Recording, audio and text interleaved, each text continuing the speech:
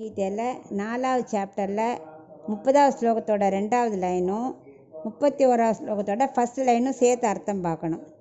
பகவத்கீதையில் அடிக்கடி இப்படி வரும், சர்வேப்யேதே யஜ்ஞ விதோஹோ யஜ்ஞக்ஷபித கல்மஷாக. இப்போ 31ஓட முதல் லைன், யஜ்ஞ சிஷ்டாமிருத புஜோஹோ யாந்தி பிரம்ம சனாதனம். இப்போ இதுக்குள்ள அர்த்தத்தை பார்க்கலாம். கண்ணன் சொல்லின்னு இருக்கார், யார் யாருக்கெல்லாம் ஆத்ம சாட்சாத்காரம் கிடைக்கும் அப்படின்னு சொல்ல போகிறார்.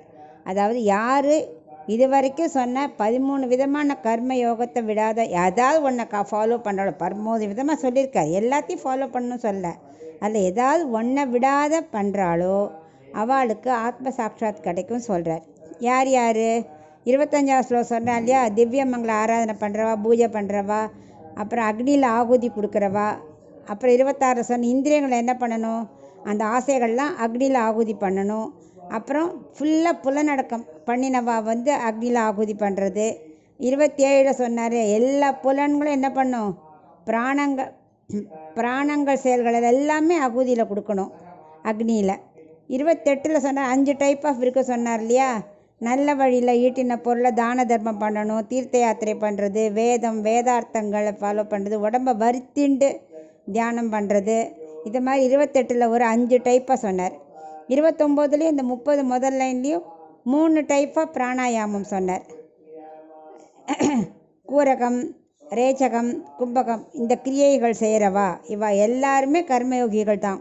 இதில் ஏதாவது ஒன்றை ஃபாலோ பண்ணுறவாளுக்கு கண்டிப்பாக ஆத்ம சாட்சாத் கிடைக்கும்னு சொல்கிறார்.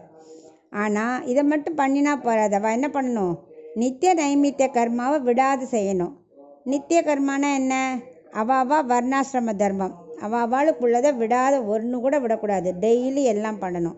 நைமித்திய கர்மானா ஒரு காரணத்துக்காக, இப்போ தர்ப்பணம் பண்ணணும், அது மாதிரி ஒரு விசேஷமான நாட்கள் வருது இல்லையா, அந்த டயத்தில் பண்ணுறது, ஒரு காரணத்துக்காக செய்கிறது நைமித்திக கர்மா.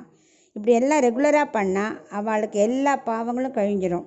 அவள் யஜ்யம் பண்ணி பூஜித்து கண்டருளை பண்ணி மற்றவர்களுக்கு தான தர்மம் பண்ணணும். அதில் வர மிச்சத்தெல்லாம் அவள் வாழணும். நம்ம சாப்பிட போகிறோன்னா பெருமாள் கண்டருளை பண்ணிவிட்டு யாருக்கானு கொஞ்சம் கொடுத்துட்டு நம்ம சாப்பிடணும்.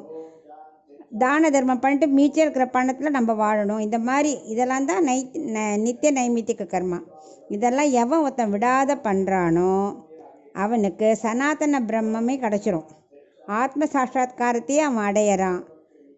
அவள் என்ன பண்ணணும், யோகிகள்லாம் என்ன பண்ணுவாள், இந்த மாதிரி கர்ம யோகிகள்லாம் சத்தியம் பேசணும், தர்ம வழியில் நடக்கணும், பிற பொருளுக்கு ஆசைப்படாதவாளாக இருக்கணும், ஆத்ம குணத்தையே வளர்த்துக்கணும், நித்திய நைமித்திய கர்மா விடாது செய்யணும். இதெல்லாம் அவளுக்குள்ள முக்கியமான கர்மாக்கள். இதையெல்லாம் யார் ஃபாலோ பண்ணுறாளோ அவளுக்கு நிச்சயமாக சனாதன தர்மமாகிய பிரம்மத்தின் நிலையே அவள் அடைவா அப்படின்னு வளர்க்குறார்.